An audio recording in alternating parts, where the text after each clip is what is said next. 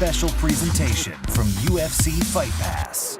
Step into our world at UFCFightPass.com. This bout is scheduled for 3 5-minute rounds in the featherweight division. And when the bell rings, our referee in charge of the action, Mr. Sammy Collingwood. And now, let's meet our fighters. Introducing to you first, fighting out of the blue corner, standing 5 feet 8 inches tall. He weighed in 144.6 pounds. Tonight, he brings to the ring a professional record of 9 wins and 5 defeats. Representing Gracie Clearwater and fighting out of Tampa, Florida. Please welcome Scott El Chivo Loco Moiseichik.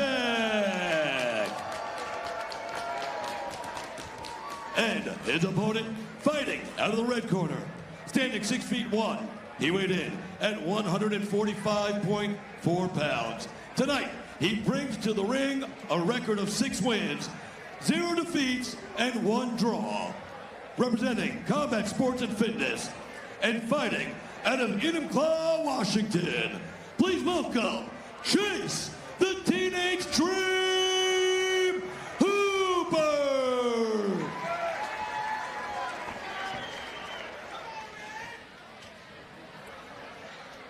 Co-main event ready to go. It is in the featherweight division as Chase Hooper meets Sky Moiseichik. Sammy Collingwood getting this assignment. We are underway. TJ DeSantis, Cole Miller. Island Fights 54 tonight in Panama City. Hard right hand there by Moiseichik. Eats a hard kick to the body. Now Hooper in on this guillotine. We've seen him do a front headlock series before. He likes the guillotines and darces and anaconda chokes. And Sky's in some real trouble right here off the bat. Anaconda choke looks like it's getting sunk in slowly but surely. Anaconda is something that you generally need to finish on the floor. And now it goes to the floor, but Moiseichik in side control. Interesting use of the legs here, maybe trying to grab that arm for an arm bar. Now we go north-south. It's a good guard pass from Sky Moiseichik, but look at unable that. to hold the position.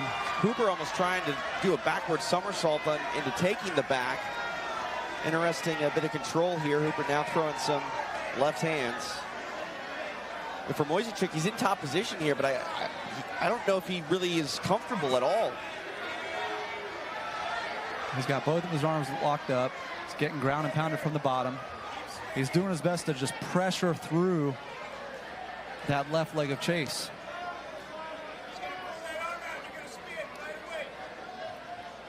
Sky has to be worried about the arm locks and the triangles off of that, the re-guarding of Chase.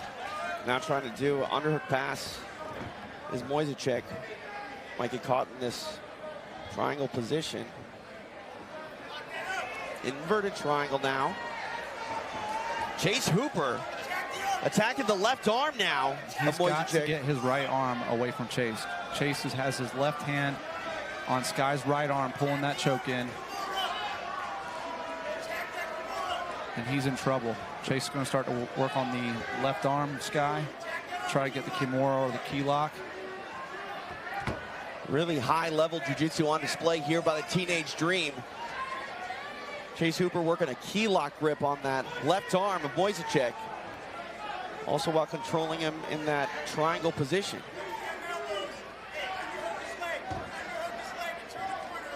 I mean, this is complete dominance here by Chase Hooper. He's on the bottom, but he's not taking any damage. He has a locked-in reverse triangle choke. But he's trying to pull the arm across. He looks like he's putting a lot into it right now. Moiseichik trying to put that knee on the belly, maybe get free at all. Hooper now paying a little bit more attention to that left arm of Moiseichik. Sky's going to have to distribute his weight into the arm to avoid the arm locks. And there, he's out of the triangle choke for now.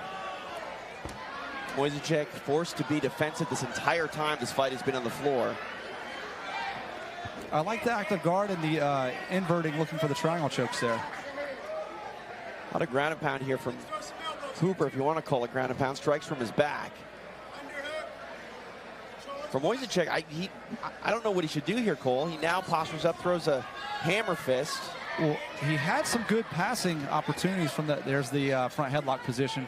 Chase trying to get back to the feet and locking that anaconda choke. The ropes here not on the side of Chase Hooper. 90 seconds left here in this opening round.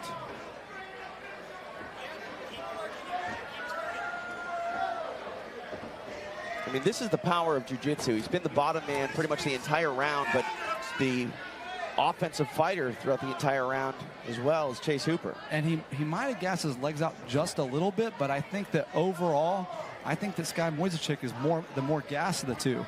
They're going for a mirror lock, if you want to call it that. Oh, nicely done. Reminiscent of Frank Mir and Petey Williams. Moiseichik throwing some hammer fists now. Belly down on that arm lock now.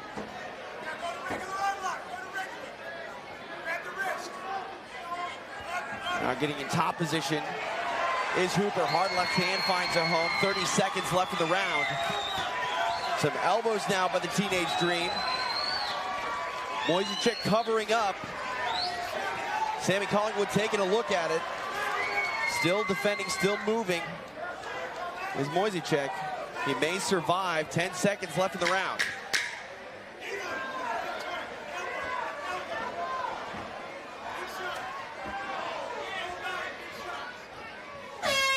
One of the most dominant rounds I have ever seen in mixed martial arts from a bottom position fighter. Chase Hooper has legit Brazilian Jiu-Jitsu. Very legit. He looked like he didn't even do anything that round. Sky Moiseichik got up and walked to his corner very discouraged. He passed guard, but he ended up put in a reverse triangle from the bottom of the side mount. Had to avoid arm locks the entire time while being choked. Took some elbows and punches. Ended up getting reversed, put on his back, and absorbed some ground and pound from the top. It was a tough round. Let's see how Moiseichik is able to reassess his approach. I mean, he was the top position fighter. You look at Moiseichik's history in mixed martial arts, 9 wins, 4 of which come by way of submission. The floor is generally his home inside the ring, but tonight I don't think that's the case with someone like Chase Hooper. I would concur with that. Second round here to get underway. Chase Hooper, Sky Moiseichik. TJ DeSantis, Cole Miller, Lake Town Wharf Event Center here, Panama City Beach, Florida. Island Fights 54. See if Moiseichik tries to make something happen here on the feet. Oh. Throws a kick. Now he's on his back. Straight ankle attempt here. Hooper bails on it.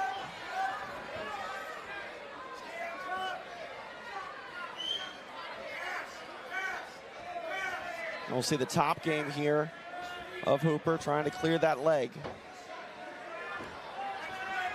Well, Chase likes to use his ground and pound to advance positionally, get to the mount position, throw some punches to get his opponents to turn onto their sides where he can attack the submissions or go for the back. Big elbows here by Chase Hooper. Sky Moiseichik covering up. Belly down now goes Moiseichik. Digging for that rear naked is Hooper.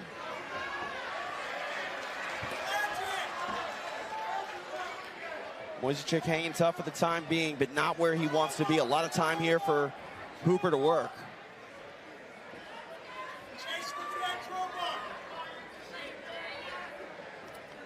Chase controlling the left arm of Moiseichik with his left arm.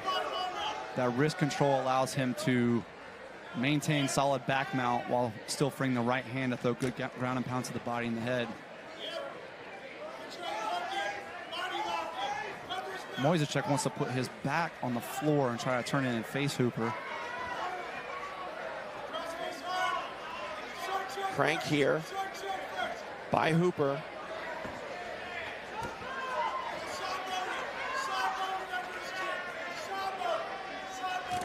Look how calculated Chase Hooper is here. He knows he's in a dominant position, not forcing anything, not getting himself in a bad position.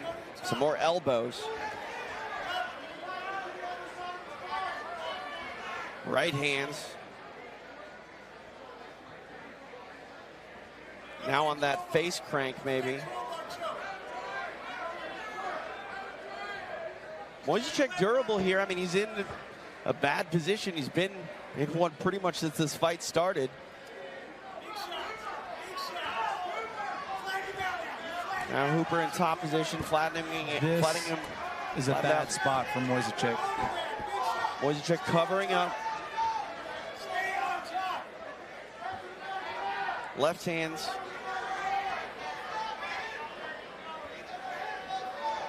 And these punches not really close to stopping the fight, but they're not comfortable for Moiseichik, and Hooper really using his punches to try to set up a submission. Now on top. He transitions so well throughout all the positions as well. Here he's going from the back mount back to the top mount. He's got a high mount here. In a mounted triangle position here, but choosing to throw the ground and pound. Moiseichik's trying to get on his side and get out of this bad spot. Hard elbows here. Chase Hooper maybe putting in the finishing touches. Sammy Collingwood taking a look at it. Moiseichik eating left hand after left hand. Hooper now on side here, more left hands. Moiseichik might be close to getting stopped here. Not really intelligently defending himself. Trying to move though, back to turtle position. Sammy Collingwood has seen enough. Chase Hooper, victorious via TKO in round number 2. He picks up the 7th win of his young mixed martial arts career, and that was a clinic, Cole Miller. A jiu-jitsu clinic. Not much of this fight was spent on the feet at all. Chase was able to cycle through position after the position. He had some amazing guard work in the first round. Was able to end up getting the mount, the back mount as well here in the second. Vicious ground and pound from the top position. Showed his length of throwing that left hand from the top. I mean, it's an amazing performance. Solid elbows as well on the floor, and the future is bright for this young man. You know, developing and rounding out his game. We saw straight ankle attempts here. Cole, walk us through some more of this action. Footlock attempt. Sky defended well, came up on top. Here we can see Chase in the mounted position, throwing some big bombs, trying to get Sky to turn onto his side. Here he had the back mount for a while. There he is in side mount again, throwing some more punches. Just position through position with bombs happening the entire way. Chase Hooper, the teenage dream, getting it done here tonight in Panama City Beach. For the official time of the stoppage, here's Christopher James. Ladies and gentlemen, referee Sammy Collingwood calls a halt to this bout at 3:47 of round number 2, declaring your winner by TKO, Chase the Teenage Dream Hooper. Chase Hooper getting it done tonight, the 7th win of his pro career. He will now speak with Cole Miller. Chase, congratulations on getting the 7th victory of your career. You really showed the legitimacy of that brown belt in Brazilian Jiu-Jitsu tonight. You were cycling position through position, ultimately achieved the mount. Talk us through the finish. Well, it was like real slippery. I felt like I couldn't get the arm in there for the choke or anything, so I was like, fuck it, I'm just gonna beat his ass. And I kept him where I wanted to keep him. He couldn't get out, and he wasn't defending intelligently, so they stopped it. Amazing guard. You're coming off of a draw. Tell us a little bit about how important this win was for you and what kind of mentality you had coming into this bout. Just like every fight, I picture a loss as the end. So I always try to avoid it. I always try to fight my ass off. As people could see if they already know me from Contender, I can take an ass beating and still come back. So that's kind of my mentality. You're 19. Your nickname is the Teenage Dream. Does your team have any plans for a nickname change coming in September? Oof. We got a lot of suggestions. I'm gonna have to put it to a vote, see what the people want, and then we'll go from there. All right, congratulations. Your winner, Chase Hooper.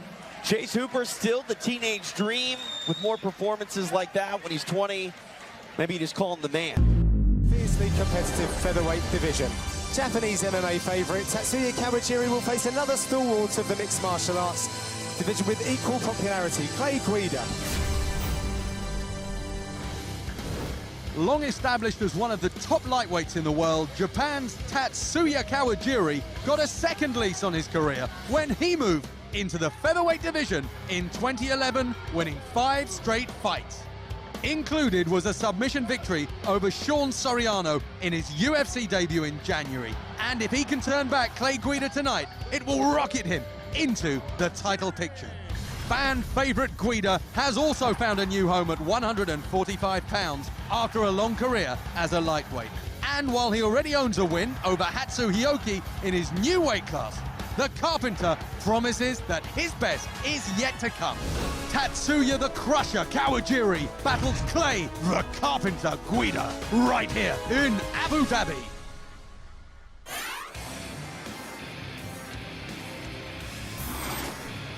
Tatsuya Kawajiri was encouraged to strap on some gloves after being wowed by a visit to a K1 Grand Prix in 1997, and he has been entertaining international fans ever since. He's a Pride vet who earned his reputation as a lightweight, even regarded as the best in the world at one time. But after a failed attempt to clinch the Strikeforce title, he decided on featherweight to make an impact, and is unbeaten in 6 fights. A powerful wrestler, he is slightly different to most Asian prospects who fight internationally, Dan. Yeah, this is interesting because he actually asked for this fight. He wants to get through these rankings quite quickly. He knows that he's towards the end of his career. He wants to make a big impact in this division, and the perfect guy to start with is Clay Guida. Yeah, that submission of Sean Soriano we saw in the post-fight interview. He started calling out the top guns of the featherweight division and gets a very different challenge from his debut tonight with a top 10 opponent. Yeah, definitely, but he's got the experience to go with it. You know, he's got the experience to compete. I mean, if you look at his fights, he's got 33 wins on his record and 22 finishes, 12 by KO and 10 by submission. So we know that he can finish the fight wherever it goes. And he's also got kickboxing experience as well, which is worth noting. Yeah, he wants to be the best fighter from Asia and fight exciting. The master of ground and pound and a master of the top game as well. That got him the nickname, the Crusher. Here is Tatsuya Kawajiri.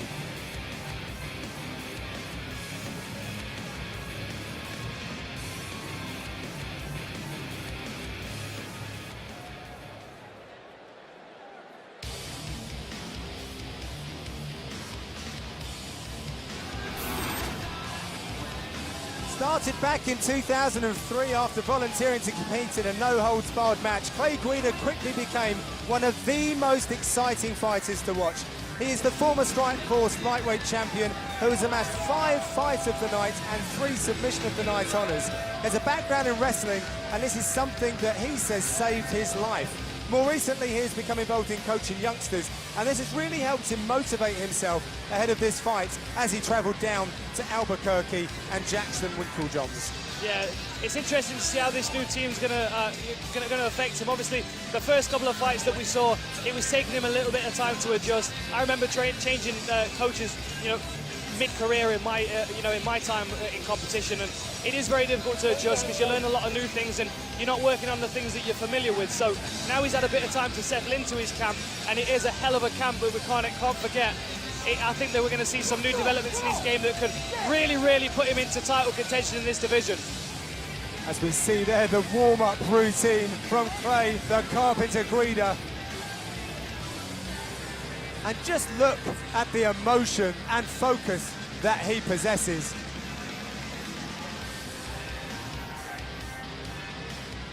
Looking to give him his moment there, Dan, as he sings along for his walkout.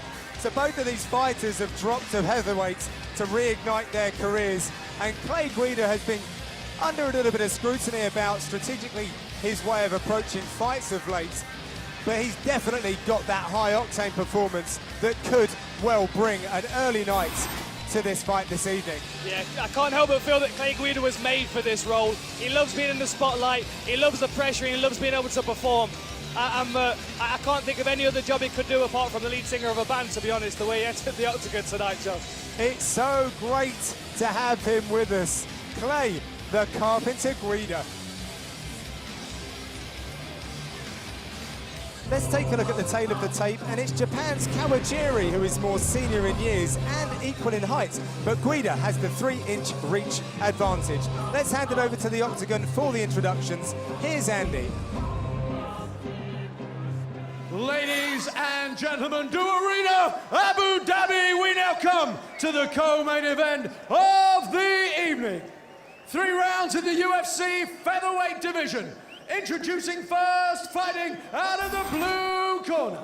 This man is a veteran mixed martial artist. He has a professional record of 33 wins, 7 losses, and 2 draws. He stands 5 feet 7 inches tall and weighed in at 145 pounds. Fighting out of Ibaraki, Japan, Tatsuya, the Crusher, Kawajiri. And his opponent fighting out of the red corner. This man is a freestyle fighter. He has a professional record of 30 wins and 11 losses. He stands 5 feet 7 inches tall and weighed in at 146 pounds. Fighting out of Albuquerque, New Mexico, USA,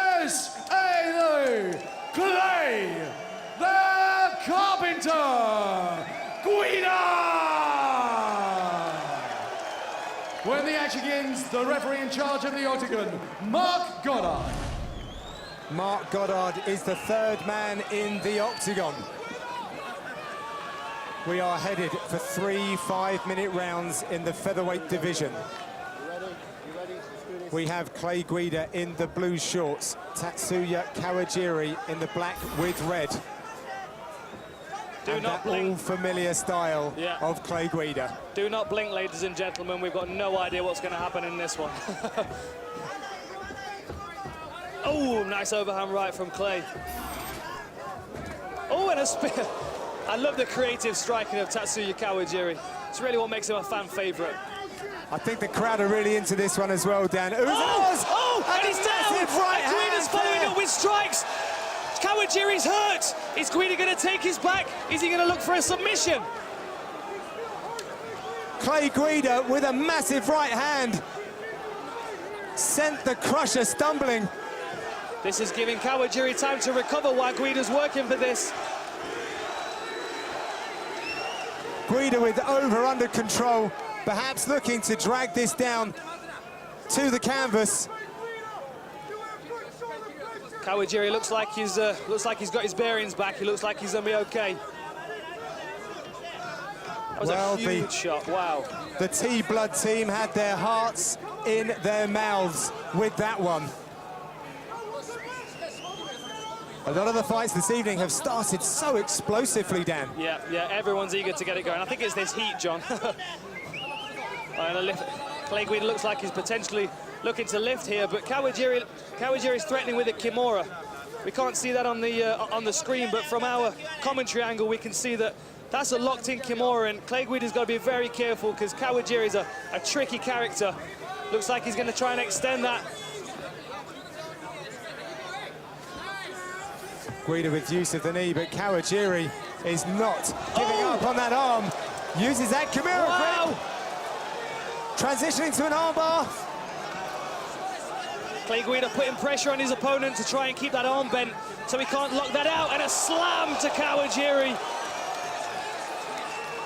Well, he could have put himself a little deeper there, but he needs to keep that pressure very much on Kawajiri, Dan, because that arm, that could be hyperextended if he gives any space at all. That's always in danger while Kawajiri's got his hand on it, and Guida's out, beautiful. Brilliantly turned, which actually put the side of the elbow in there and allowed Guida to get that arm back to safety. That is a very promising start to this fight if you're a fight fan. Lots of pressure from Clay Guida here, not letting up on his opponent at all, as his style is familiar to all of us. Kawajiri looks all right, looks like he's considering that Kimura again. If I was Guida, I'd be looking at breaking that body lock and getting some space. He knows his power can be effective. And while ever he's there, he's being threatened by that Kimura. There it is again. There's a better camera angle this time. We can see Kawajiri's got that locked in. And what is Guida trying to do here, Dan? That's exactly what he's trying to do. Wow! I wouldn't have said that, John. That is pure power. Really sunk his base down, and good amplitude on that throw. Good news from Guida, but Kawajiri doesn't look shaken by that at all. He's still got that Kimura locked in. Feels very confident that he can finish this submission by the look of it. He's got a vice-like grip on the wrists of Clay Guida. And it's a real battle of hand fighting at the moment. Really, this is a real chess match. It's difficult to understand this this position unless you've had somebody clamped onto your arm like that before. And I unfortunately am very familiar with that position. Guida looks like he's looking for a lift again. And at the same time, Kawajiri is really setting down his base to avoid that.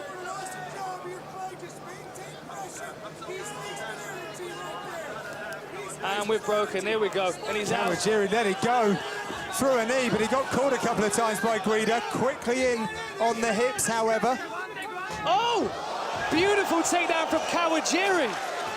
Back and forth in this fight. High-level stuff here from Abu Dhabi. And now we have Guida chasing the Kimura. Getting one back. From this position, he'll need to generate a lot of power. The problem is if he lets go of that Kimura, then Kawajiri's in full mount. If I was Clay Guida right now, I'd be looking to get my legs free, get them through, and try and bridge and use that Kimura as a lever to create a scramble and to get a sweep. But Kawajiri's going to be wise to that. He can post on that right arm, and there we go. Beautiful. Oh, wow. Wow. Neither of these guys need a break. We could have just carried on with that fight, let them keep going.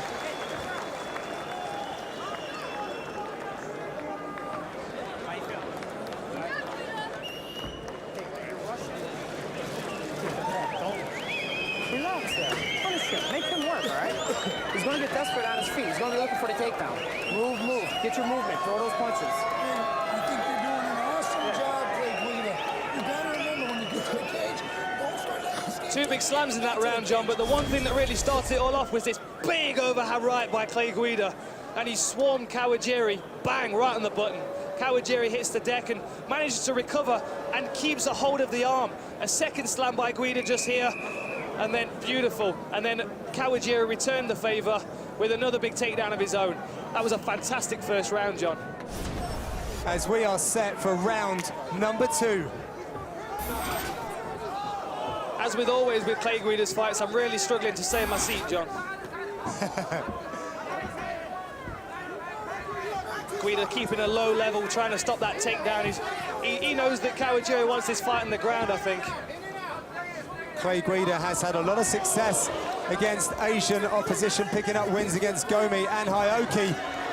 Good takedown defense, made him pay for it, and Clay Guida shoots in with a takedown attempt of his own. Let's see if he can take that single leg and make something of it. Good takedown defense from Kawajiri, really extending his opponent, but just a pure drive and determination of Clay Guida's keeping him on that single leg, and he gets it. Paid dividends, beautiful. Clay Guida with the 5th most takedowns landed in modern UFC competition. Kawajiri looking for that Kimura again. Feels very confident that he's going to be able to get that at some point in this fight. Clay Guida looking to pull the legs together and get that ankle pick, lift him off the floor and sit him back down again. Nice short elbows from Kawajiri there. Got to give Clay Guida something to think about. Always looking to lock up the wrist, figure 4, some stuff there to stop. And there it is again, and a roll from Clay Guida and an exchange. There's just no breathing room with Clay Guida. Clay Guida perhaps slowing down a little bit, Dan? A little bit perhaps, but you know, we say that and then all of a sudden he'll be 110 miles an hour again. Well, this is an energy-sapping battle between two accomplished wrestlers and true, well, future legends of the sport. Kawajiri looking to stuff his head here again with the takedown defense, some short elbows to the side. Hurtful-looking elbows there to the side of Guida's dome. And a big takedown from Clay Guida again. Let's see what Kawajiri can make of this. Guida's got to watch that arm because Kawajiri's very, very keen on that Kimura. And here's that other opportunity. Kawajiri's pushing that wrist away, trying to break that body lock, and then he's going to sneak that arm around and lock that Kimura up again. There it is.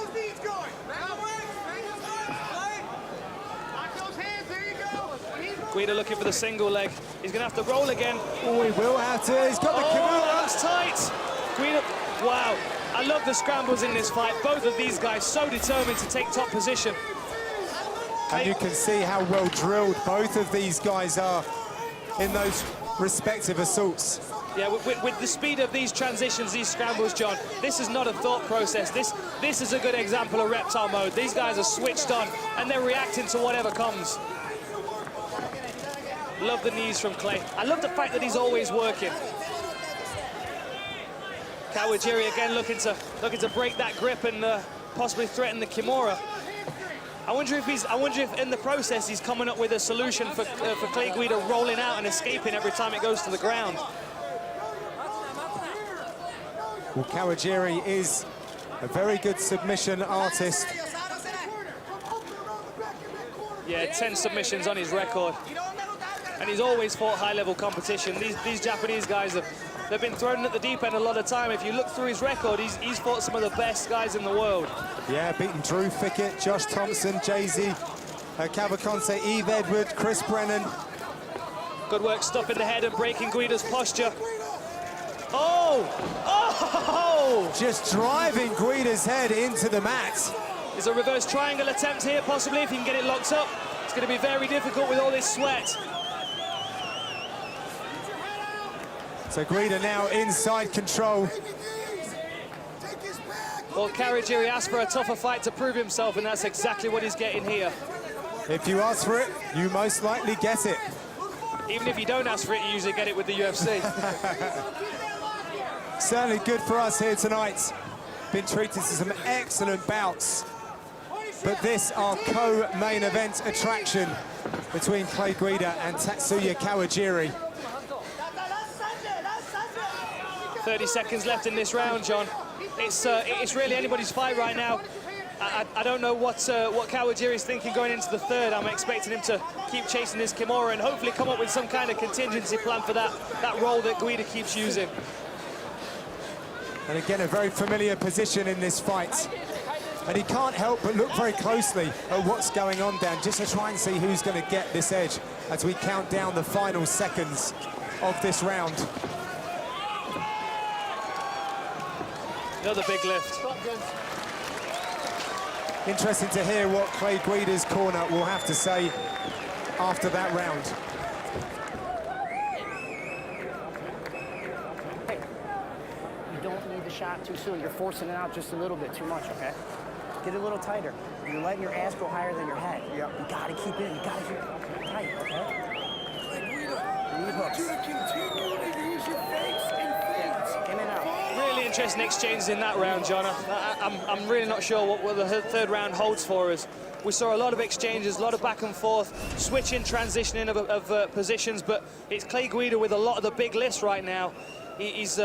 And here we go with Kawajiri. Now we're seeing Clay Guida roll out, and it looks like Kawajiri's trying to catch that leg to stop the roll, but Clay Guida's tenacity gets him out of danger. And here we're seeing kind of a bit of a DDT type of situation, just to reinforce Kawajiri's pro wrestling status. That was an interesting adaptation of a takedown. So the referee gets us into our third and final round from Yas Island, Abu Dhabi. Good jab from Kawajiri, but he's just falling short with some of his punches. And Clay Guida's forward momentum means that everything he throws connects with something. Nice inside low kick. Jumping into that was Guida. Oh, a nice left hook again. He disguised that shot very well indeed. His movement's just so unpredictable, Dan, and it really does expend a lot of energy. And try and shadow box like this guy, and it's just an insane amount of athleticism. A nice spinning back fist attempt there, and a shot from Kawajiri that's defended by Guida. Left the neck out, he's got to watch that. Kawajiri could potentially drive him into the fence there and collapse that sprawl down, but Guida looks like he's managed to get an angle off the fence and got some space to sprawl out into. I can't even imagine how you would begin to prepare for a guy like Clay Guida without having Clay Guida as a sparring partner. Well, Clay Guida wanted to take this into deep waters, as he believes that Kawajiri dropping down is obviously very strong, but that comes at a price, and that price is conditioning. Always active here. Very, very difficult to get a thought process in motion when you've got a guy that's constantly tagging you and elbowing you in the side of the head. Fantastic takedown defense from Clay Guida. He's not out of danger yet. He's got that, Kawajiri's got that right leg triangled, got that foot caught of Clay Guida. It looks like he's trying to pull in that left leg and sit Clay Guida down in his butt cheek. Well, Guida has defended 73.9% of all attempted takedowns.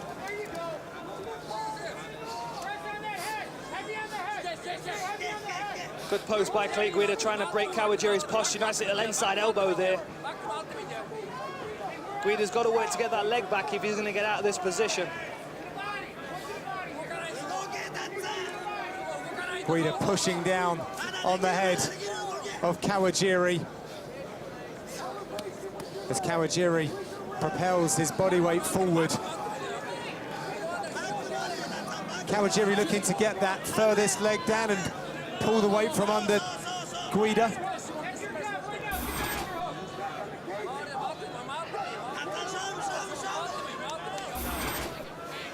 Such a technical wrestling encounter. Look at this determination. Clay Guida has still not given up this takedown, even though Kawajiri's been pushing it for quite a while now. Looks like he might be out of a bit of danger, and he slips out and straight back to his opponent. There's just no breathing room with this guy. A nice left hook tag there. A little bit of a grin on his face, feeling confident, enjoying himself, as he always does. And that spinning technique becoming a little bit more predictable. And Kawajiri looking a little bit more laboured.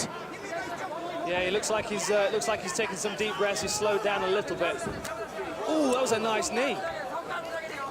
Yeah, looking for the body kick, I think, but the movement there turned it into a knee very nicely. Overhand big swing and a miss. Clay Guida takes his back, drives him to the fence. Got to watch that Kimura. Let's see what Kawajiri does with this now, because it looks like he's trying to break that grip again, John. I'm interested to see when this fight goes to ground. He's got to catch a leg or something to prevent that roll escape that Clay Guida's doing. Giving a bit of a smile to the judge there, to the referee. I'm sorry. Very interesting for me, Dan, as more of a novice, but I guess when you never really want to show your back to an opponent in mixed martial arts, but Kawajiri seems to be happy with that. He must be so very confident with that figure four grip that he counters with. Yeah, definitely. I mean, oh, and we've got another lift. He's got to watch his neck if he lands in guard. Oh, it was a big takedown. He almost looked to abandon it as he went through, but there it is. The head of Clay Guida pops out. For a moment there, I thought he'd sunk it quite deep. Yeah, that was very, very tight. This is why he's a fan favourite. He doesn't mind taking chances. His neck was caught very, very deep in a guillotine there, and he still went for the slam. This is the Clay Guida that people wanted to see, the man that takes risks in the fights. Lovely transition there again. Nice. Earning himself a round of applause here in the Do Arena. Last few seconds now in this co-main event contest. A few knees to the body just to finish off here from Clay Guida. I think he feels quite confident in his decision. Let's see what the judges have got to say. Great stuff there from these two, and Clay Guida goes for a gentle jog to warm down after that one. It's a real pleasure being octagon side, calling a fight for these two guys. They really did show their experience tonight, Dan. They did. Fantastic transition, some big takedowns from both guys, and it's Clay Guida enjoying the moment right now, being congratulated by the matchmaker, Joe Silva. So this is where Kawajiri had the neck. That looked quite deep to me there, and with the slam, you see Clay Guida brought his arms up to try and push that off. And here's the overhand right that really got the fight started. Beautiful. Let's have a look at that from another angle. Bang, beautiful, right on the side. And then Guida, it was these big slams that really have impressed the fans here tonight. Guida just, with no regard from his own energy reserves, he's just powering these takedowns up into the air and turning his opponent to the mat and trying to land him on his back. Yeah, good performance from both of these very experienced mixed martial artists, but it is in the hands of the judges. Tatsuya Kawajiri getting some attention on some of that swelling, but it's time to send it back inside the octagon. And our octagon announcer, Andy Friedlander. Ladies and gentlemen, after 3 rounds of action, we go to the judges' scorecards. All 3 judges have scored the bout 30 to 27 in favor of the winner by unanimous decision, Clay the Carpenter Guida. Great win there for the Carpenter, Clay Guida. Spotlight shines on 2 blue-collar fighters who resonate with MMA fans around the world, as Michael Chiesa faces 20-time UFC veteran New Jersey's Jim Miller. Top to bottom, one of the most respected fighters on the UFC roster, Jim Miller steps into the octagon for the 21st time tonight as he draws former Ultimate Fighter Live winner Michael Chiesa. Winner of 3 of his last 4 bouts, most recently a decision victory over Mitch Clark in April, Chiesa is primed for a move into the lightweight top 15, and beating Miller just may be the ticket to get him there. But the New Jersey veteran, who is coming off a July win over Danny Castillo, isn't about to open the rankings door to any newcomers, Chiesa included. Coming up next, it is the co-main event as Michael Maverick Chiesa meets Jim Miller.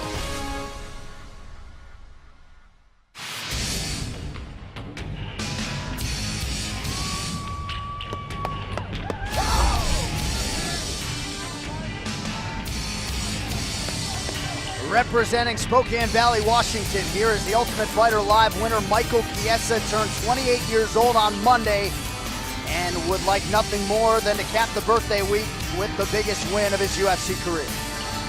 Mixed up his training quite a bit for this training camp.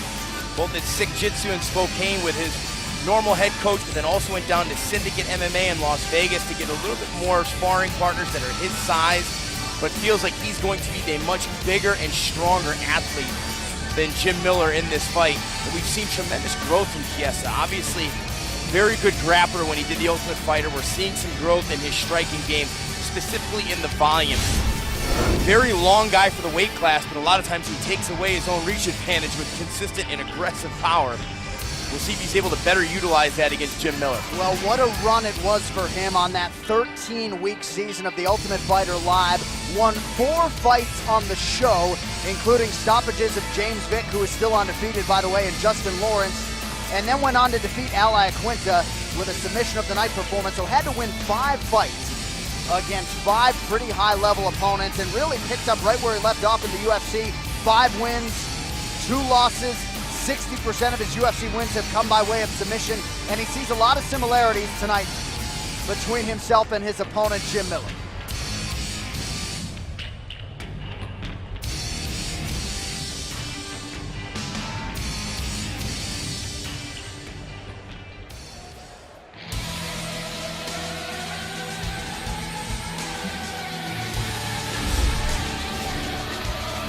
Well, you won't find anybody in the sport who has a bad word to say about that man, the 32-year-old Jim Miller, one of the most successful lightweights in UFC history, 14 wins, 3rd most all time, 8 finishes along the way tonight.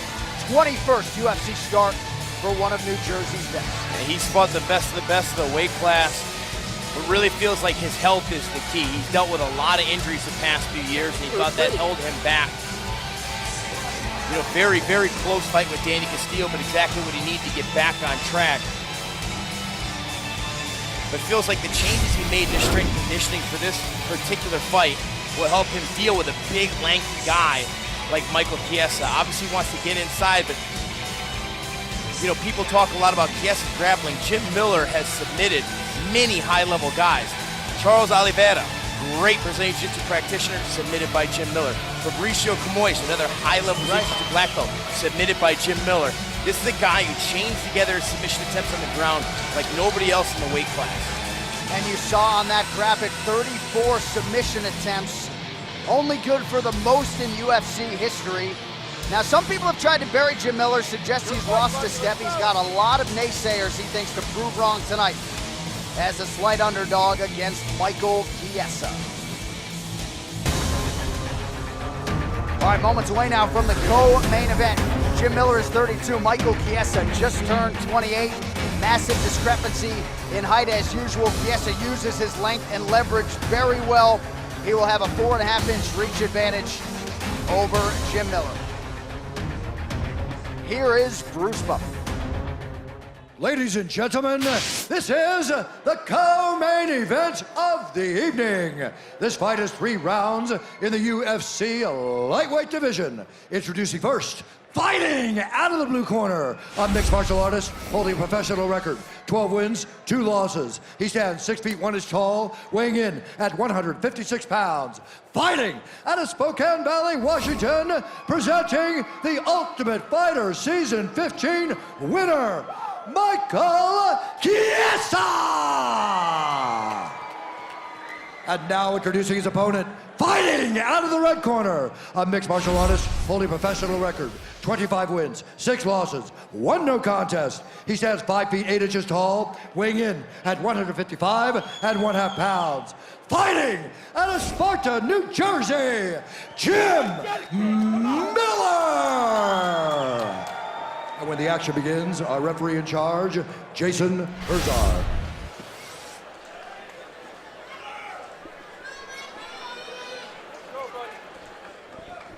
Thank you, Vanessa. Ready to go with the co-main event. Couple of southpaws here, Michael Chiesa and Jim Miller. With that touch of the gloves, we are underway. Chiesa's in the white trunks and Jim Miller in the black. Chiesa talked about being a southpaw, believes that Jim Miller struggles with them. Isn't as good at fighting southpaws as he is orthodox fighters. Nice combination to start us off by Michael Chiesa. Oh, nice counter left hand though by Jim Miller. Chiesa, an outstanding high school wrestler, saw his first UFC fight when he was in 7th grade. Immediately thereafter started training. Miller attacks the body there. This is where Chiesa's really tricky with his takedowns. And there you see the strength. Talked a lot about his new strength conditioning program, felt stronger, started his weight cut from 190 pounds and just easily picked Jim Miller up and put him down. It is a hard cut down to 156 for Michael Chiesa. Working out of the half guard here. 1 minute has expired off the round 1 clock. But those body lock takedowns, man, with conviction for Chiesa. Yeah, he's tricky there too. If you stop the body lock takedown, he's got all kinds of little trips he hits guys with. Now this is the interesting part. I wanted to really see the transitions these two guys would generate with their grappling skills, but right now Chiesa being very smart. He's staying very tight in half guard, not giving Jim a whole lot of space.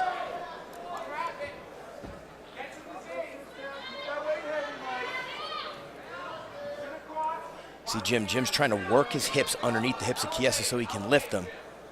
Chiesa trying to flatten out that right shoulder. When you flatten him out in half guard like that, really makes it tough. But nice work by Jim to create some space, but Chiesa used it to land some effective elbows.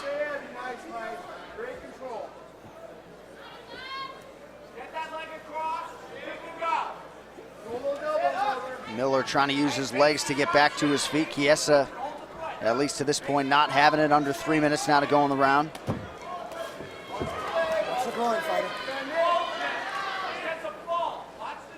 Chiesa's foot caught in a funky position here.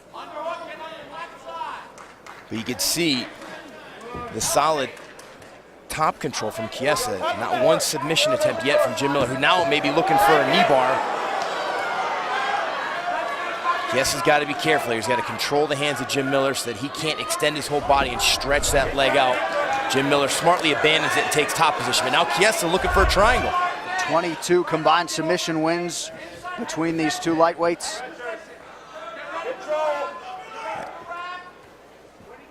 Excellent transition by both guys. Chiesa again looking for the triangle. He's got the arm trapped. You can see Jim Miller responds correctly, putting a lot of weight on his head.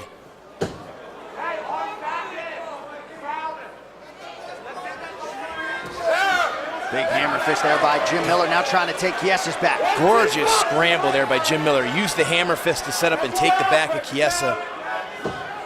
He's gonna stretch him out. He's gonna try and donkey kick his left leg and get that hook free. Oh, and Jim Miller goes to the body lock, laces the left foot behind. Nicely done. This is usually a position we see Chiesa get guys in.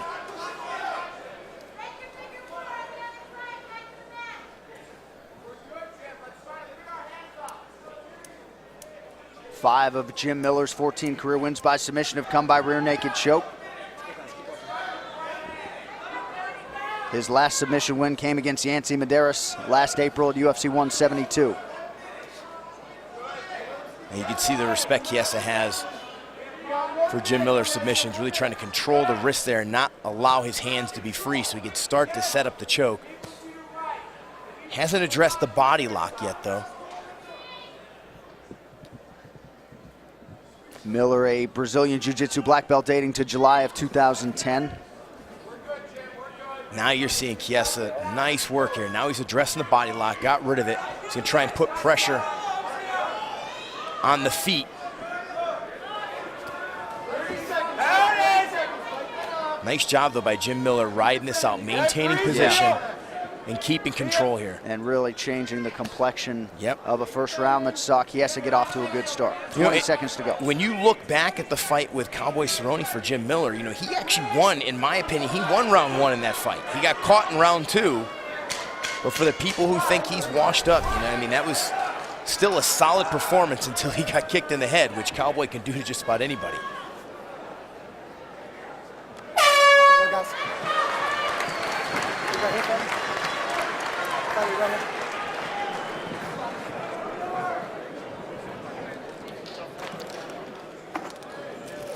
Want some ice? Huh?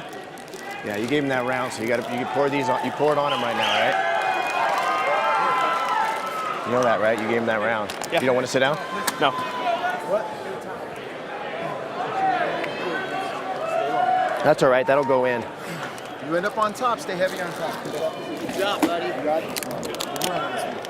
Hold on. Oh, that's not the wrong mouthpiece.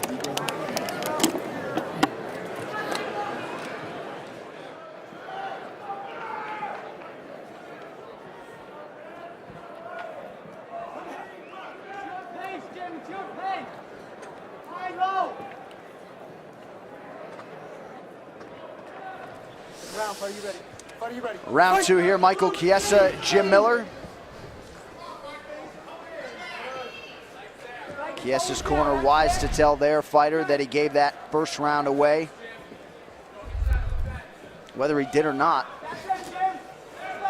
And you could see a little bit of frustration in Chiesa, knowing that he made a mistake. So he's able to keep his poise. A nice left hand there from Jim Miller.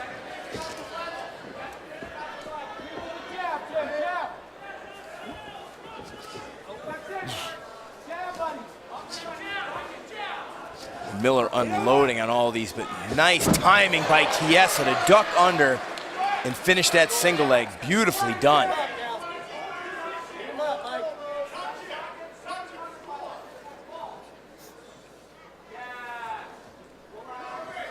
Now in round 1, Chiesa was able to stay so tight that we didn't see any submission attempts from Jim Miller, which is extremely rare, obviously. Ooh, huge elbow landed by Chiesa, who postures up nicely, generated a tremendous power.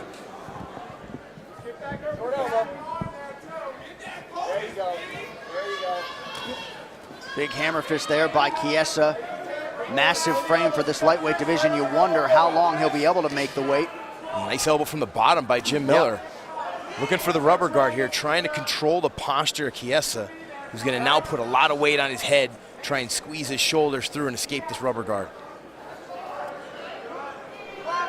Someone has been opened up. Looks like maybe it's Chiesa.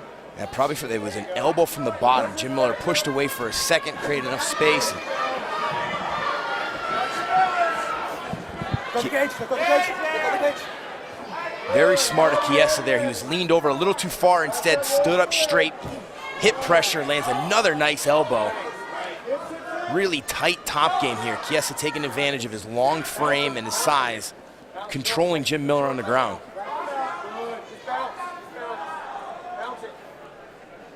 Under 3 minutes to go in round 2. Chiesa bleeding pretty good, but controlling Jim Miller here on the ground.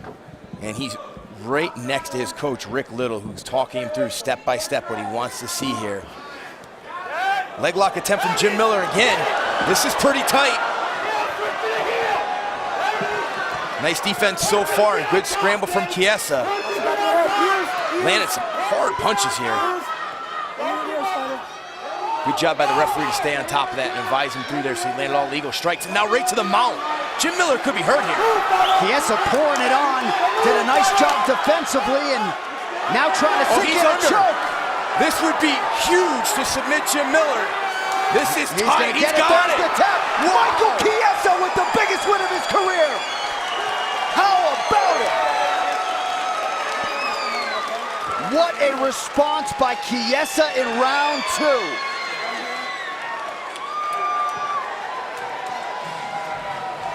Miller getting after that leg lock and really paid for it. The hard shots from Chiesa lead to the submission victory.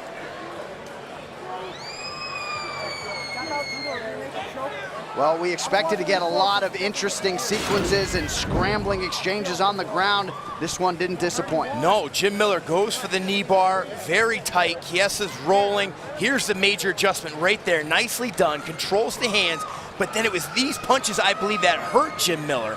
Heavy hammer fists and punches, legal blows, and then able to move immediately to the mount. You can see Jim's already covering up like he's hurt. It looked like he was gonna get finished with ground and pound.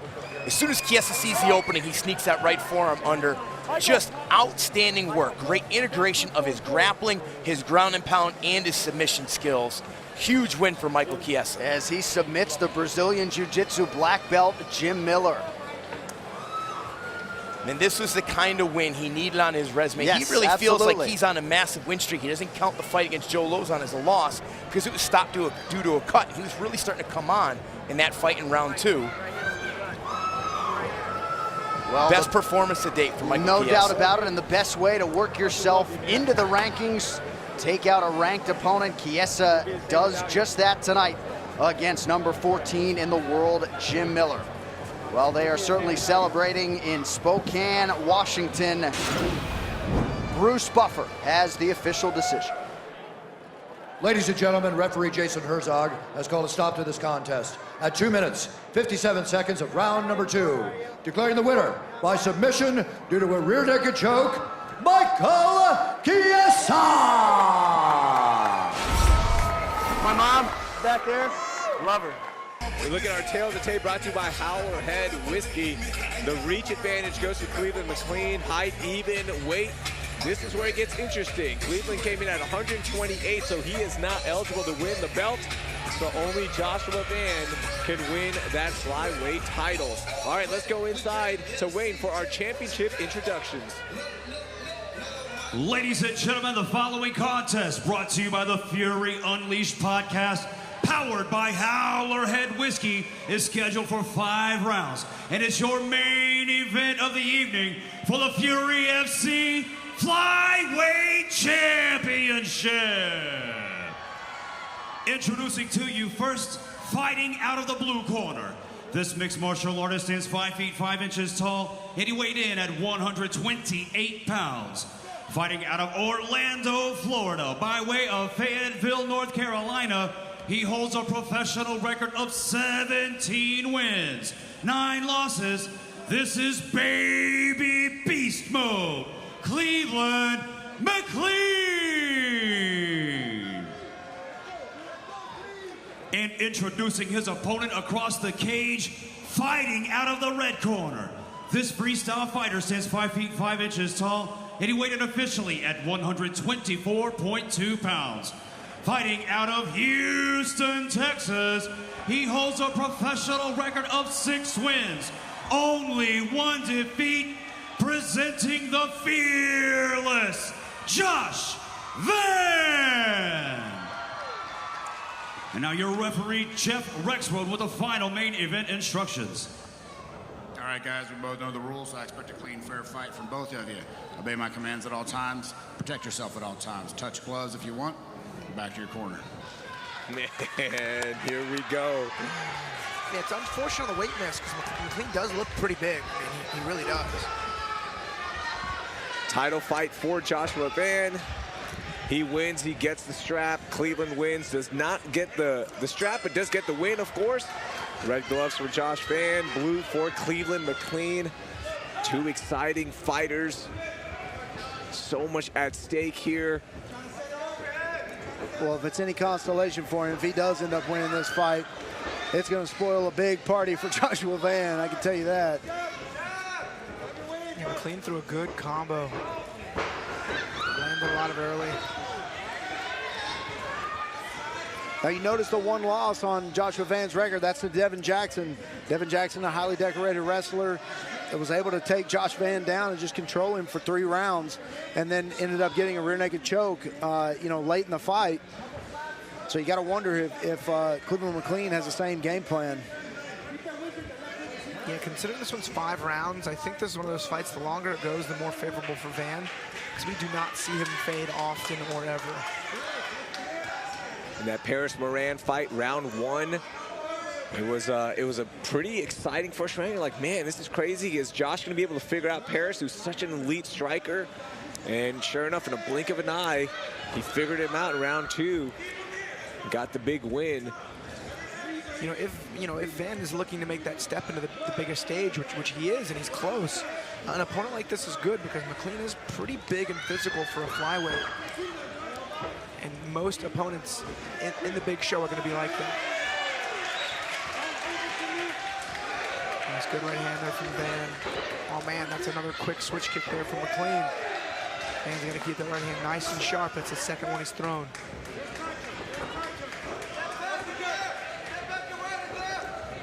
Stepping elbow there from Van. That was crafty.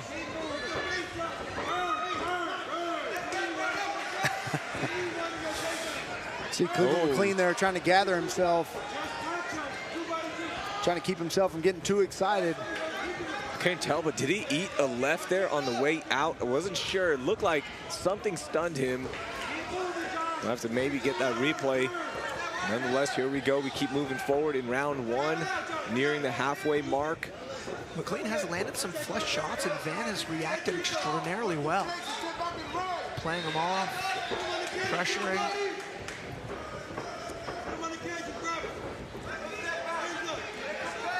Yeah, Van is one of those guys that if you try to out-technique him, he's going to just turn it into a dogfight. And I think that's what he did against Paris Moran. He kind of, didn't go technique for technique. He stayed safe for a little while. They had some great exchanges. And then all of a sudden, Joshua Van just attacked like out of nowhere and just overwhelmed him and ended up getting, landing a few big punches. And I think that's the way he likes to roll. If he finds his opponent is trying to, only use technique, he'll sneak in there with some of those sneaky punches. And then whenever he sees you're hurt. And it looks like Van just picks up on patterns very quick. He seems to make good decisions. I'm predicting on what his opponent's going to throw, and he'll sneak on the inside and hit him first. See that uppercut just missed, but he kind of picked up on what Cleveland was doing, as you mentioned, Alex. He adjusts so well on the fly, does Joshua Van. One thing I think that's very beneficial for Van is that pressure forward, putting McClean on his back foot.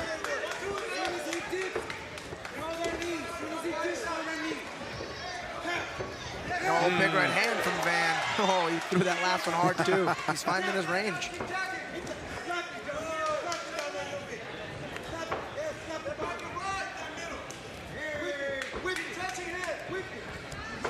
Might have to go back and look at some older fights, but Josh also looks a little bit more muscular for this one. Only 21 years old is Joshua Van. I mean, yeah, he'll definitely develop more physically as he gets older. Another good right hand from Van. Decent knee there from McClean. Didn't hit super flush, but the intention was there.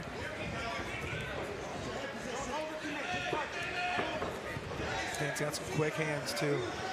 Yeah, Van's coach is telling him there, don't overpunch. just be patient. The punches are going to be there. 30 seconds left, round one.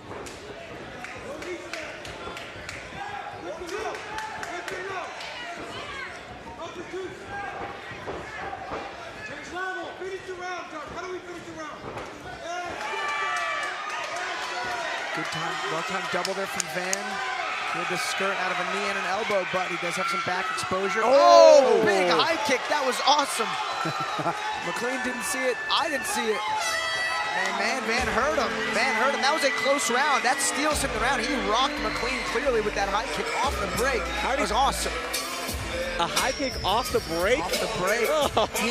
I think he may have noticed McClean off the break would just fade to his right side low. Ooh. That's what I mean. You can see Van doing a good job predicting on what McClean's going to do when he enters and exits. And he'll throw the appropriate strike to kind of solve that riddle.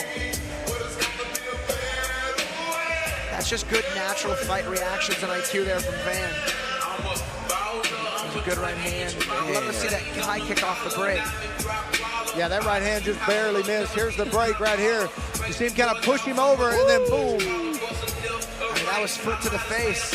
Man, if he was an inch closer and got some shin on that cheekbone, it may have been a different story.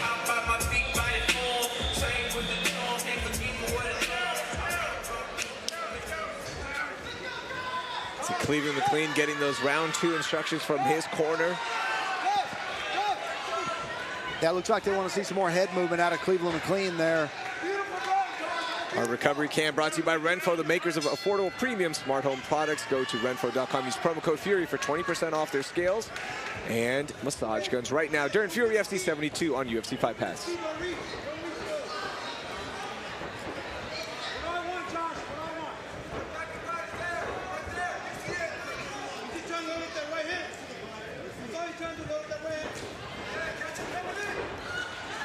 Good underhook there from Van.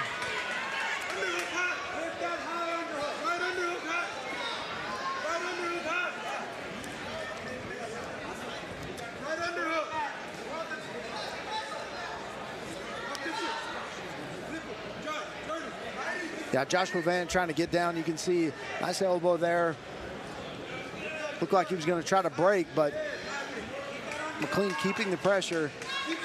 But definitely not where Joshua Van wants to be. Joshua Van wants to be in the center of the cage, kind of fighting at range, and definitely doesn't want this fight to go to the ground.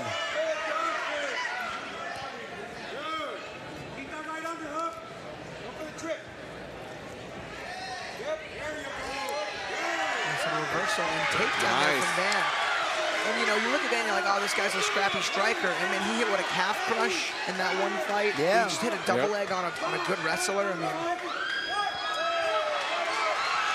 and when he smells blood, he goes for it. Yeah, and he smells it right now. Oh man, he sees it. And he's on the back. He needs that right hook. And that's been the most impressive thing about Josh Van so far in his young career is the fight IQ of recognizing that, okay, I can give this up for that calf slicer. I can give this up for this big flurry of finish. I can execute this double.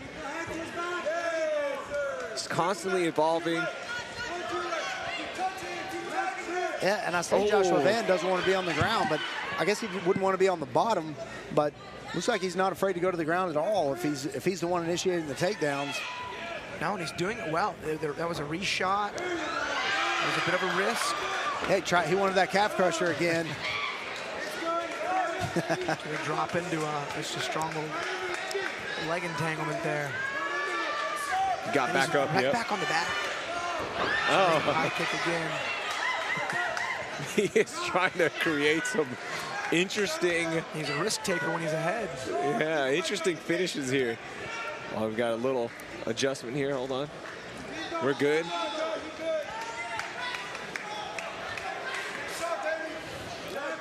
I don't know what happened there. So Van beat him, and I think I hit him in a cup. And then McClean was like, hey, let me alone. And Van was like, yeah, you cool? And the ref never saw it, so the ref never broke it up. And I think once Van realized the ref wasn't going to stop, he's like, all right, let's get back to it. Nice elbow. Van. Oh, front kick to the face there from Van. Glances, but it lands.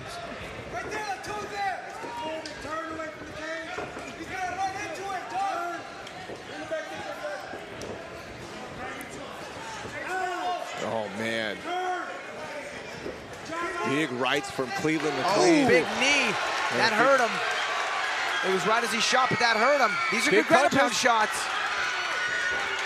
McClean's in more trouble than it looks like now. I mean, he's rocked. That knee hurt him. Those ground and pound shots dazed him. I mean, you can see he's not really looking super clear or direct. Punches raining down from Joshua Van. Jeff Rexroad looking on. About a minute left. Going for that calf push again. And McClean turns in, eliminating that chance for Van to get behind him. Van does a good job posting and getting up right on the back exposure. I mean, he turns an escape into an attack quick. You see McClean checking his nose. McClean's got some swelling on the top bridge of his nose. Van jumps to a rear naked choke. Is this going to be enough for Josh to get the tap it's for on. the Here belt? he goes. This is in tight. Joshua Van, the fearless one. That right arm is deep. It's under now, too. And this is choking him the whole time this is in here. I think he's we're fighting see a tap. it. I think we're going to see a tap here. I mean, that's deep. That's under, palm to palm. Oh, this is going to be it. Josh Van for the 125 title, and he gets it. Josh Van with the rear naked choke win. What a moment. This kid is non-stop full of surprises. Good for him. And then that's the smell of the blood in the water. I mean, he hurt him. He literally jumps on his back to choke him. That was awesome. Yeah, congratulations to our new champ. Josh Van is the undisputed flyweight king. And I can't wait to see him at the next level, Alex. He's great. Oh my Josh. He continues to impress us, constantly evolving his game.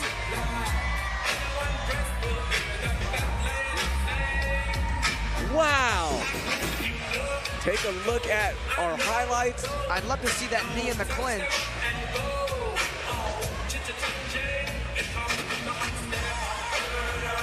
He slipped on that, but got the back immediately after. Here's that big knee. Oh, big connect.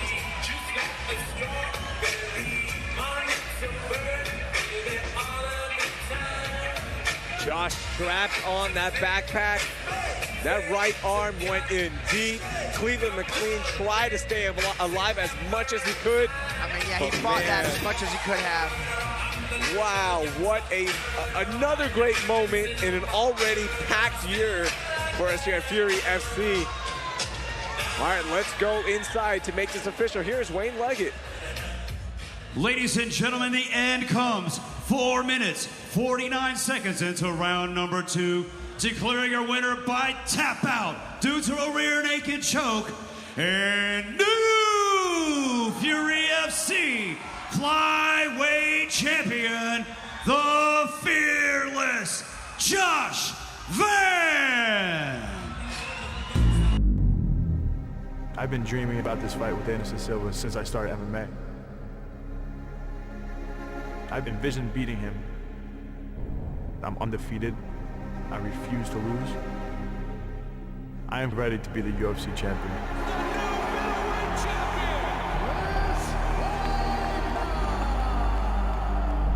I'm going to win this fight. This is the first time I've ever looked at a guy and I've said, this guy could be the guy. He could beat Anderson Silva. On paper, I'm a terrible matcher for him, and he knows that. He knows I'm not in there to just share the octagon with him. He knows he's not going to beat me before we step in that cage like he's beating a lot of other guys.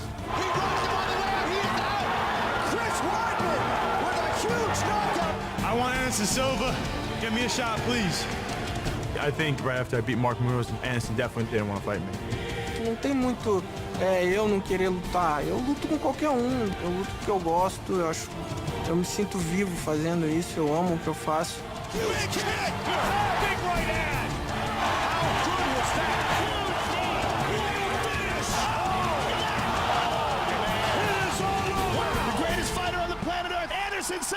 These titles, like greatest of all time, you know, he's earned that, and I have a lot of respect for that, but I'm not fighting the myth, I'm fighting a man, and I'm a tougher opponent than anybody else he's ever fought.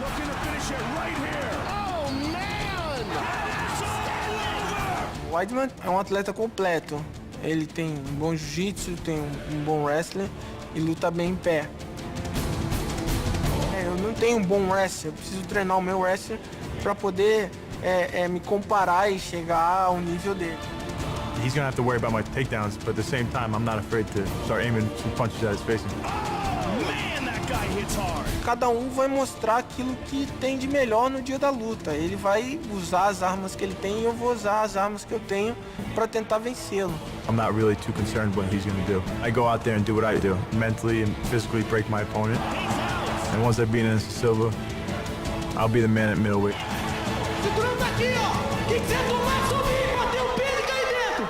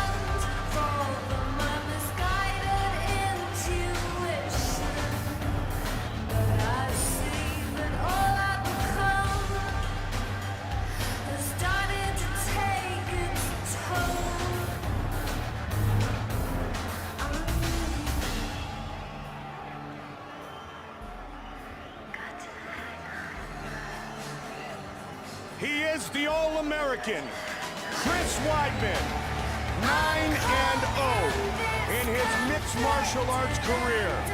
A two-time Division I All-American wrestler at Hofstra, a two-time junior college All-American, Grappler's Quest champion, longtime student of Ray Longo and Matt Serra. And they told both you and I, when he first burst on the scene, watch for this kid, because he is something special. I've never heard Matt Serra give someone as much praise as I've heard him give Chris Weidman. The way he talks about this guy, the way this guy performs in the training room, and the performances that we've seen inside the octagon have indicated this is a special athlete.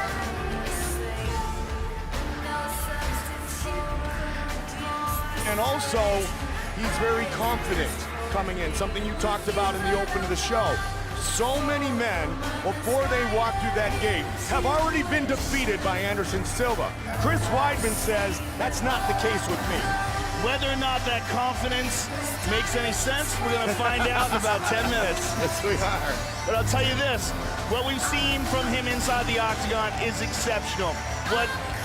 What we've seen from him in the training room is even more exceptional. He believes that his best is yet to come, and the conventional wisdom is that if Anderson Silva wanted to fight Chris Weidman, now's the time instead of a year from now. Yes. Because he's getting better every minute of every day. And at 29 years of age, he's a young man. And at 38 years of age, one of the things you have to think about with a great champion like Anderson Silva is when does Father Time catch up with him? Could it be tonight? We will find out as Chris Weidman gets the opportunity he has been very patiently waiting for, the opportunity to be a UFC champion.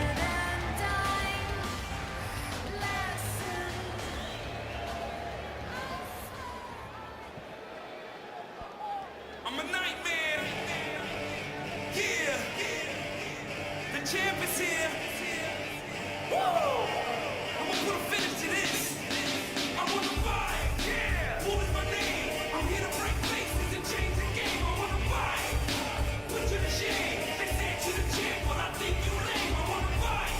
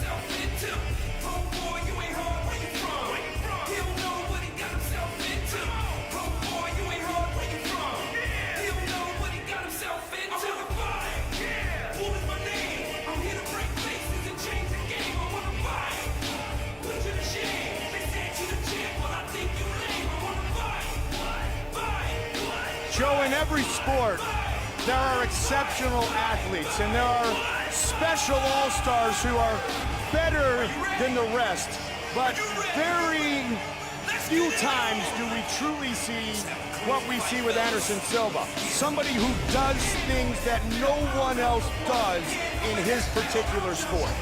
He's just the best mixed martial arts fighter I've ever seen in my life. And I've seen the greatest fights of all time, live, in person. This is the best.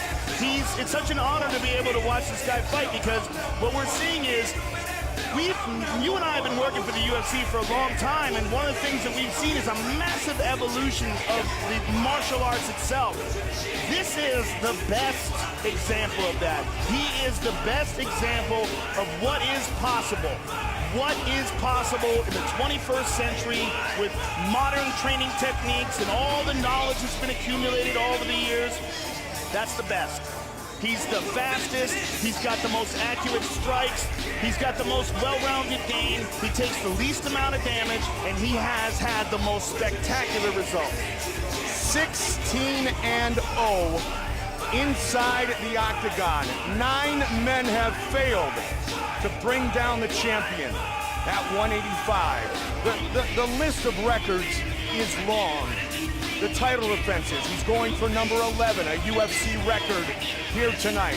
But it's what he does and how he does it. That's what makes watching Anderson Silva fight so truly fascinating. His highlight reel is like no one else's. Yes. And it's against elite fighters like Vitor Belfort, spectacular front kick knockout to the face. The way he took out Chael Sonnen in their second fight. The way he stopped Stephan Bonner in Brazil. The way he crushed James Irvin and Forrest Griffin. He's just a really special athlete, and it's just a real treat to get a chance to see a guy like this fight inside the octagon. 11-0 in championship fights. The middleweight title last changed hands in October of 2006 when Anderson Silva defeated Rich Franklin. A UFC record 12 post-fight bonuses. He won the belt in his second UFC fight. He brings it in the octagon with him tonight. He plans on leaving with it around his waist. He is the champion, the greatest. Anderson, the Spider Silva.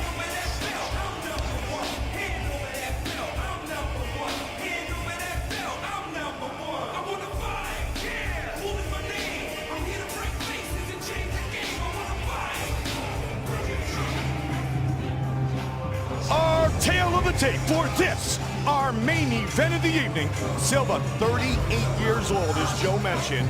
Chris Weidman, just 29 years old. Everything else is virtually identical.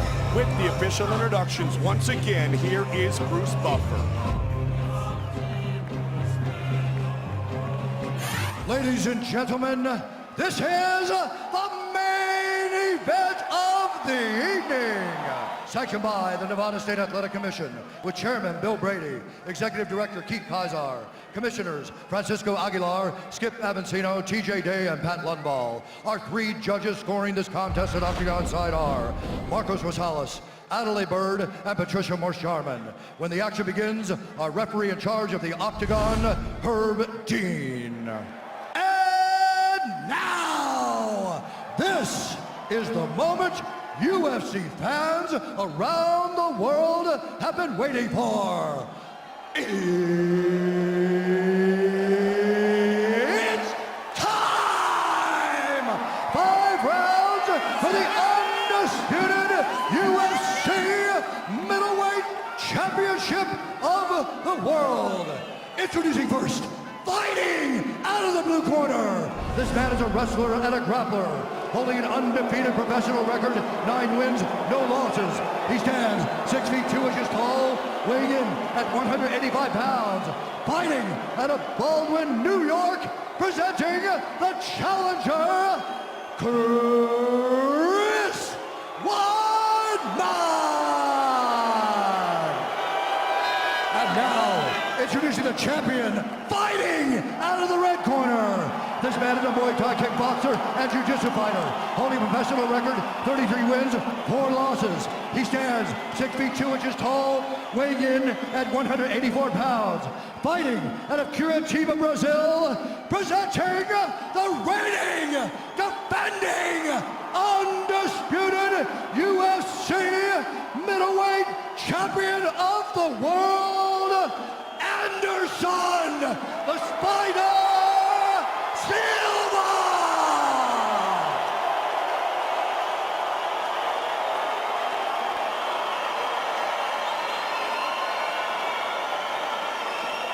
All right, gentlemen, we've been over the rules. Protect yourself at all times. Follow my instructions. We're gonna have a clean fight. Let's touch gloves, make it official. Or not. Herb, or not. Anderson Silva. Chris Weidman. UFC middleweight championship is on the line.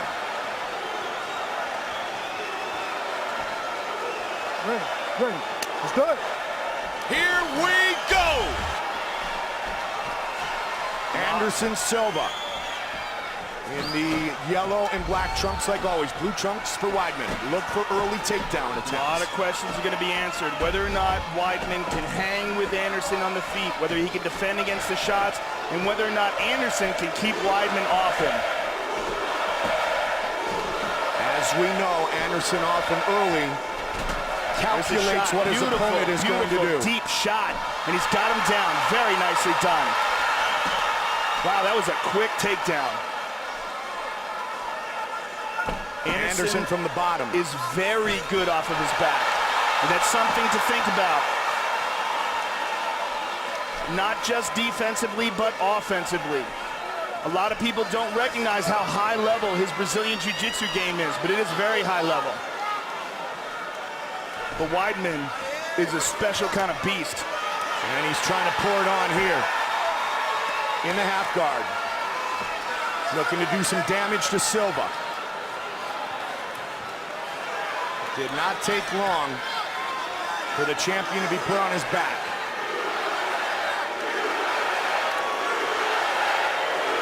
Weidman able to posture up a bit here, Joe. He's not landing clean shots, but he's landing shots. Anderson's doing a fairly good job of deflecting them, but he's not controlling the posture. Now he is. But now Weidman is concentrating on passing.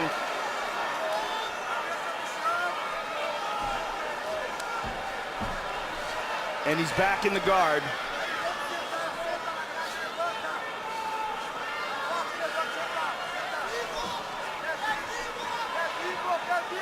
Got to be very careful with these up kicks. Absolutely. Or that shot towards the knee that Anderson just kind of threw with his leg. If Weidman goes in, what he wants to do is figure out some way to get... Oh, that's a good shot right there. Very good shot. From the bottom, Silva. Weidman trying to spin around. Spun around. He's going for a leg. But he could lose this position. He's not deep enough to get a heel hook. He's got to get closer to Anderson. Now he's pretty deep. Oh, that's nasty. Trying to work on it. Spinning is Silva. But he's got to be careful that he loses the position. Interesting start. Chris Weidman was hands down.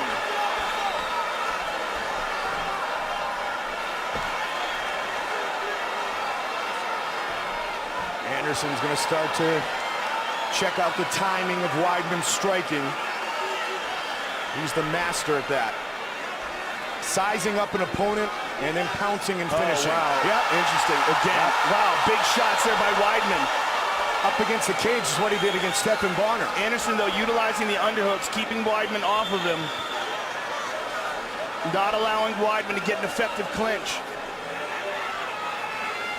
But Weidman's got to be careful of the knees here.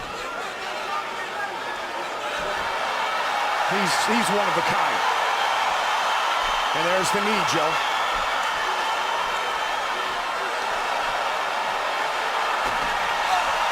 He landed that one. Wow, this is crazy. Listen to this crowd. Anderson opening up now. Good leg kick by Anderson. Quick jab. This is not what Weidman wants to do. He does not want to get in a kickboxing bout for his ego.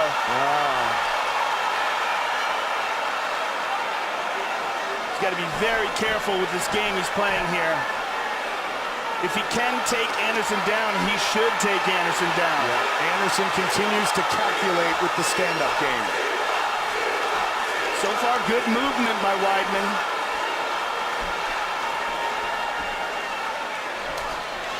Again, hard leg kicks by Anderson. Wow. He's telling him to kick his leg. This is crazy. And that's got to mess with your head, man. Yeah. This is why he's so special. He's not even attempting to take him down. This is a huge mistake. Or not. Well, what do I know? I just got to think while Anderson's standing straight up like that. Oh, he just kissed him. How do you not love that guy?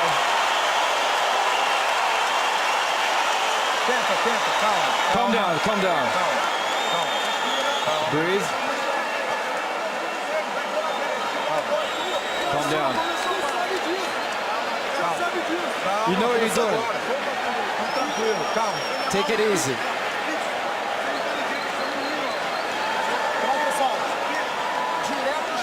I want you to punch a hole in this chest. That's what I want. Everything else is good. Don't get careless. You're looking good. Let's work on the ground. When you get the hot dog, try to get chest to chest more. How do you feel on the floor? Anything you feel? Thief. Come on, give me a thief, man. See that white leg? Come on, baby. Come on, Weidman. Very interesting first round. I don't know what Anderson's saying. Come on, he's saying, come on, man.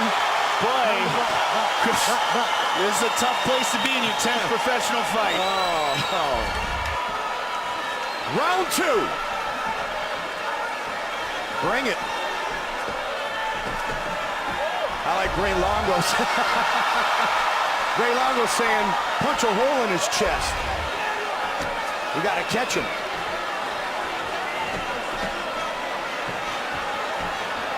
Anderson looks like he's having fun in there. Absolutely. Weidman with more strikes so far. Owls with some ground and pound. I'm just shocked that Weidman hasn't attempted. There it is. There it is. Anderson stuffed it. Stuffed it. Stuffed it. That could be very problematic if that's the case.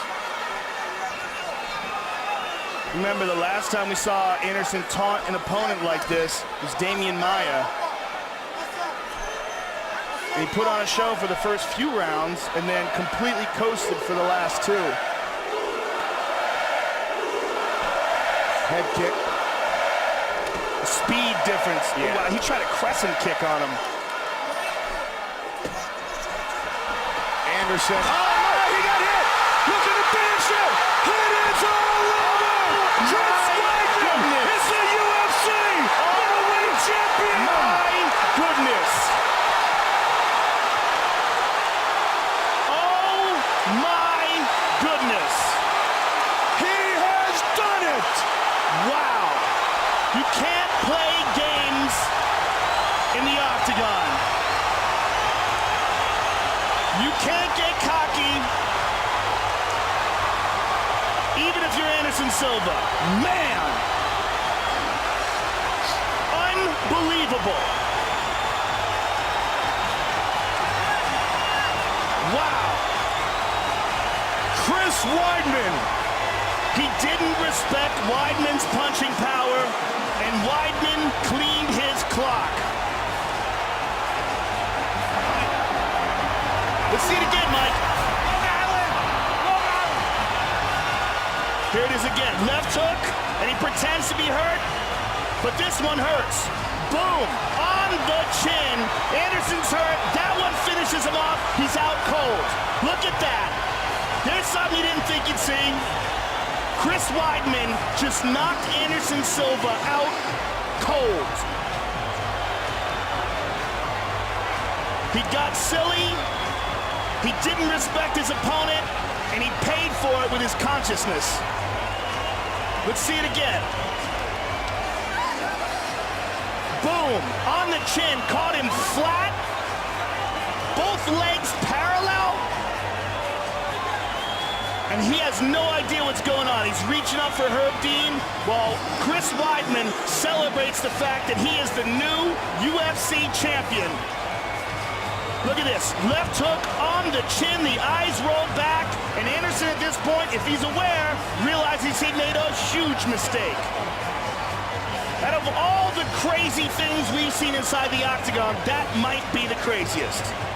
I am still in shock and disbelief that it was ended by a knockout for Chris Weidman, who is the new UFC middleweight champion of the world.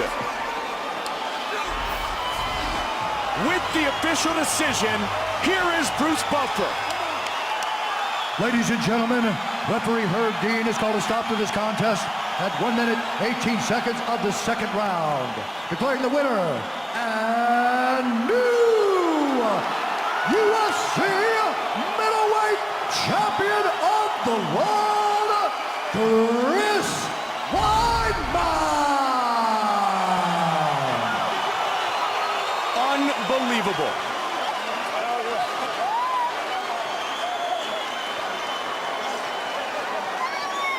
I am here with the new UFC middleweight champion of the world, Chris Weidman. Chris, you dreamed about this moment, you trained for this moment.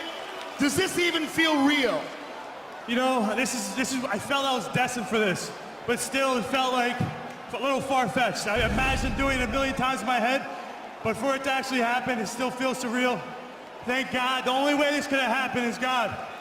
He's the unbeatable freaking Bruce Lee of mixed martial arts. And thank God he gave me the power to do it. Chris, I want you to look up at the big screen and I want you to tell me what you were thinking when he was clowning, when he was dropping his hands and pretending to be hurt. What was going through your mind? You know, Ray Longo, we brought in guys to kind of play with me and do certain things during the camp to try and mess with my head. I was ready for it. You know, it pisses me off when someone tries to do that to me, and I just knew little by little I'm going to creep on him, and when he's sleeping, I'm going to get him. Let's take a look at it again. The big left hook is what clipped him. He starts dropping his hands. He pretends he's hurt, and this one hurts him. Boom, on the chin.